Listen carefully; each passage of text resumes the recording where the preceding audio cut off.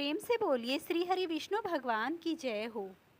प्रिय भक्तों, ये तो हम सभी जानते हैं कि हम एकादशी का व्रत पूरे विधि विधान से कर लेते हैं, लेकिन हम लोग एक चूक है उससे सभी कर बैठते हैं। हमें पारण का सही समय और सही नियमों का नहीं पता होता। हम पारण ठीक से नहीं करते तो हमें व्रत का पूर्ण फल प्राप्त नहीं होता। तो इस वीडियो में मैं आपको पारण की समस्त जानकारी दूंगी। पारण कैसे किया जाता है, हमें किस समय में क्या क्या कार्य करने हैं, वो सभी बात। तो ये वीडियो आपके लिए बहुत ही कारगर साबित होने वाला है। इसे ध्यानपूर्वक और पूरी श्रद्धा से देखना। प्रिय भक्तों, हमें एकादशी का व्रत जितने हम नियम से धारण करते हैं, उसका पारण भी हमें उतनी ही श्रद्धा से करना चाहिए। एकादशी का जो व्रत है उसे ग्यास माता का व्रत भी कहते हैं। एकादशी का व्रत हर महीने में 2 बार पड़ता है। भादो माह के कृष्ण पक्ष की जो एकादशी होती है उसके अगले दिन पारण की विधि होती है और उस दिन बारस का भी व्रत रखा जाता है। साथ ही इस दिन बारस माता यानी गौ माता का व्रत जो मनाते हैं, उस दिन श्री कृष्ण की पूजा भी की जाती है। ऐसा भी कहा जाता है इस दिन जिन महिलाओं के संतान नहीं होती वो भगवान श्री कृष्ण से संतान प्राप्ति का वर मांगती हैं, और जिनके संतान होती है वो उनकी दीर्घ आयु के लिए भगवान से कामना करती हैं। ऐसी भी मान्यता है कि एकादशी के दिन गोधूली मुहूर्त में की गई पूजा से कई 100 गुना फल अधिक प्राप्त होता है। कुछ लोग ऐसे भी होते हैं जो एकादशी के बाद बछ बारस का व्रत करते हैं, तो उनके लिए मैं बताती हूँ।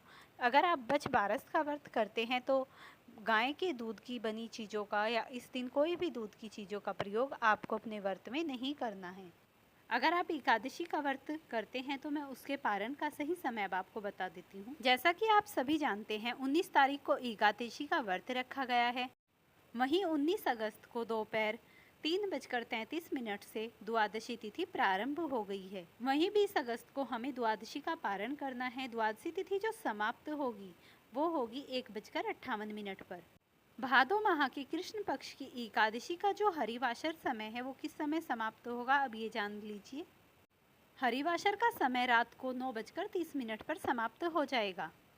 द्वादशी तिथि में हमें जो पारण का ब्रह्म मुहूर्त का समय प्राप्त हो रहा है वो हो रहा है 4 बजकर सुबह के 33 से 5:41 तक।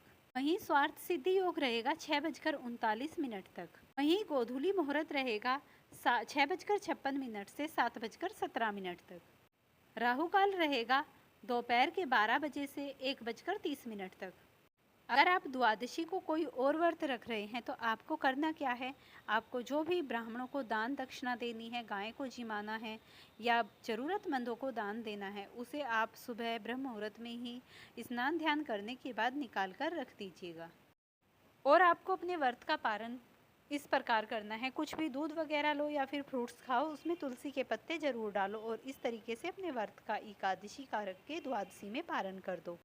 द्वादशी तिथि में आपको कुछ विशेष नियमों का पालन करना है। जैसे सुबह ब्रह्म मुहूर्त में उठने के बाद आपको करना क्या है, सबसे पहले आप ब्रह्म मुहूर्त में स्नान करिए।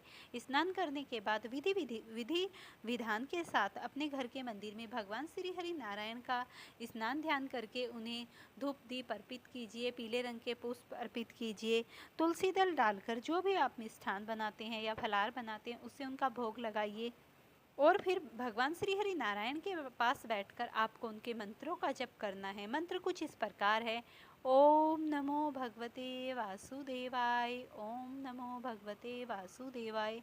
ये मंत्र अपने आप में कितनी सिद्धि प्राप्त किए हुए है कि इसमें इतनी सिद्धियां हैं। अगर आप द्वादशी में पारण करते समय इस मंत्र का जप करते हैं तो आप यकीन मानिए इस व्रत के जप करने मात्र से ही आपके घर में कितनी भी बड़ी गृह क्लेश, धन का अभाव, संतान ना हो, पैसा ना टिकता हो, समस्त प्रकार की समस्याओं से निवारण दिला देता है।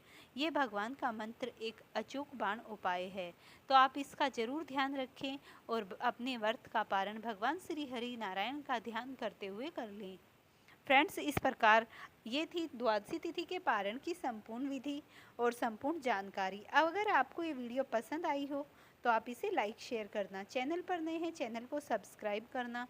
और हाँ, एक बात मैं आपको बता देती हूँ, अगर आपको मेरी वीडियो पसंद आती हैं तो आप मुझे कमेंट भी किया कीजिए और मुझे बताइए मैं आपके लिए अगली वीडियो कौन सी लेकर आऊँ।